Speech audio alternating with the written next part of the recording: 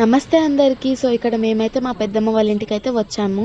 So, అక్కడైతే మేమైతే పాపడాలైతే prepare చేసుకుంటున్నామనమాట. So, water అయితే బాయిల్ చేసి అయితే పెట్టుకున్నాము. సో, ఇప్పుడైతే మనము రైస్ ఫ్లోర్ తీసుకొని అందులోకి వాటర్ యాడ్ చేసుకొని జీలకర్ర, వంట సోడా అండ్ సాల్ట్ అయితే యాడ్ చేసుకొని మిక్స్ చేసుకొని పక్కన పెట్టుకోవాలి.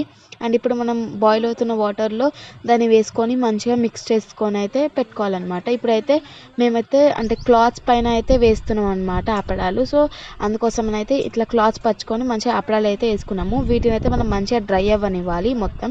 దాని తర్వాత మనం వాటర్ చల్లేసుకొని తీసేసుకుంటే ఈజీగా వచ్చేస్తాయి అనమాట. సో, ఇక్కడ మీరు చూస్తే మేము తీసేసుకున్నాము మొత్తం కంప్లీట్గా తీసేసుకున్న తర్వాత మనం ఆయిల్లో వేసేసుకొని దేవేసుకోవచ్చు అనమాట. సో, చూస్తున్నారు కదా మీరే, ఇక్కడ చూడండి ఎంత క్రిస్పీగా వచ్చాయో చూడండి మీరే.